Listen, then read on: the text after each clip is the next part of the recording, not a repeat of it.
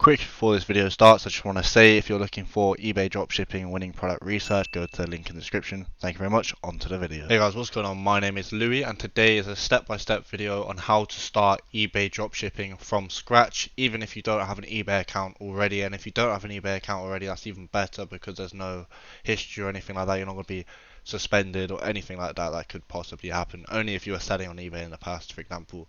Otherwise you need to create a stealth account, which is not going to be done in this video. So obviously let's just get straight into it. First thing you'd want to do is go on eBay, of course, and you want to register your account, and you're going to be met by these two different options here. Do you want a business account or do you want a personal account? I'll tell you what I think personally you should do, but obviously it's up to you. A personal account is mainly geared towards selling personal, like their own products that are in their own house, selling as a hobby, that type of thing. But in this particular case, for eBay dropshipping, I would always choose personal account first, because you don't want, the whole point of dropshipping is you don't want it's low startup cost. A business account, there's cost to it. You don't want to pay straight away. You want to make some money, especially if you're a beginner. You want to make some money first on your personal account. And then once you make some money, you can use that money to get a business account, because you then know it works. You know, then there's no risk there. It's the best way to do it. So we don't want to be doing risky things as a beginner in any new business model. However, the goal is always to upgrade to a business account eventually, because it's easier to bulk list items, less fees, dealing with customers is easier. There's many things that make it easier. If you want me to do an in-depth video on personal account versus business account for eBay dropshipping, just comment down below and I can get that done for you. So you'd fill out all your information here. And then you press register, you put your address in, phone number and everything like that. Once you put your phone number and address in, you don't need to worry about anything else. Don't need to worry about adding a bank account just yet, because that's what you'll do once you list your first item. So first thing you're going to want to do after creating the account is you want to create a spreadsheet just like this. And if you don't know how to do that, no need to worry, I've got a video. This is all automatic as well. So let's say I change this to 150. Watch the profit go up over here. Oh, it's gone down. 150. See, the profit's gone down now. It's all automatic. Change anything and it's all automatic. Makes everything easier. I don't even use the spreadsheet anymore. As you can see, it was from 2021. It's one of my old stealth accounts. But this is what you need to make, and I've got a video on that. So it's called how to make an automatic spreadsheet. So you want to watch that. Make this. This is the exact one I use for the video even. And once you've got that, the next step would be to go and find a supplier. Which, funny enough, I've also got a video on how you can find your supplier, the best suppliers for each country as well. I've got one for US, worldwide, and the UK. So you'll definitely be fine. So what I'm just going to show is Banggood, because that's my favorite supplier. And now what you're going to want to do is, I've got a video on this as well on my last video, which is how to find a winning product. So you're going to want to watch that as well, which will show you how to find your winning product on eBay, as there's no point explaining it once again. But the good thing about using Banggood would be they deal with everything for you. They deal with the shipping for you, they deal with everything like that, the handling and everything like that, and there's no shipping fees either really, because what you'll do is when you search for a product, let's just type in drone. Once you search for product, let me just show you, you want to put ship from United Kingdom or whichever country you want to ship from. And then you'll be able to, and then usually there'll be a button here as well for free shipping. I don't know why it's not there right now, but usually there'll be a little tick box like this for free shipping. You want to tick that, and then whichever product you go on, it'll be free shipping. You don't want to worry about paying for shipping as well, as it's just additional cost which isn't included in the fees, which just makes it a bit more complicated. So as a beginner, I'd recommend you just do free shipping. So let's just say this is our product here.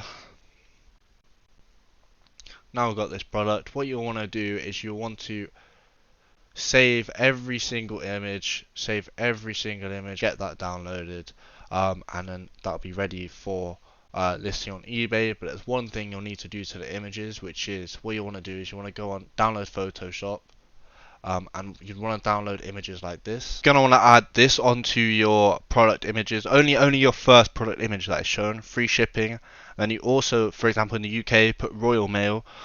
This gets you a lot more conversions, believe it or not. If you have Royal Mail and you have free shipping on there, it's a lot more conversions that you can get, because Royal Mail, if you don't know by the way, is in the UK, that is the main courier for delivering parcels and things like that. So in the US, put like USPS, for example, or FedEx, something like that, just so they know that that means it's coming domestic. It's UK to UK, US to US, France to France, Germany to Germany, etc., etc., because it lets the customer know that that's going to be fast delivery time and fast shipping time, because they know dropshipping's a thing. No one's stupid. People know what dropshipping is. It's a very well-known thing now. So when shopping on eBay, some people might be little bit worried that it's dropshipping. But if you have this on there and you have this on there, it makes it look less. And also, if you put your eBay username on there as well, for example, product space or whatever your username is, put that on there as well, because it then looks like you're a business. So people think, oh, it's just coming from product space, as an example. That's something you want to do as well. It gives a lot more trust and it just helps a lot, especially if you're a new eBay seller. You want this type of thing on there to get your first conversion. So once you got your product images all downloaded and edited, the first image that you're going to post, so that would be this image here or this image here, whichever one works. And now you want to copy the entire description, and you'll also want to put that in the description when you're listing your item. And what will happen is you'll press sell up here, and once you press sell, you'll need to put the title and the description and the price you're going to sell it for as well. And once you press list item, it will start asking for your bank information. Just put your sort code, account number, it will send a code to your bank, verify that, and then when you get your sale, the money will go to your bank and you'll keep the profit from that product. It's very simple, guys, but obviously if you have issues with the customer, what you'll do is you'll have to go to your supplier. For this instance, Banggood. Let's just do the month of April, as that's the dropshipping challenge I did where everything was, so I'm not giving away any of my products. So what you'll do is you have an issue with it, just press return repair, and then you'll be able to create a ticket. You'll be able to put after sales, whatever it is, package was broken. You'll be able to put after sales or whatever the problem's going to be for it. And then you'll be able to put package was broken, product manual request, because if the customer doesn't know what to do with the product once they've got it, if there's no manual, you can get the manual request and then send that to the customer. Quality issues, and you can ask for a return, for a refund, return for replacement, or just a repair. Never go for repair, just go for one of these two. Usually it'll be return for a refund. It's just easier for you and the customer. You get the refund the customer. No one's lost any money apart from the eBay fees, but that's minor. But you don't refund the customer first until you get the refund from here, unless it's the final day, and then you'll just have to refund them because, or you can get a strike with the eBay or whatever.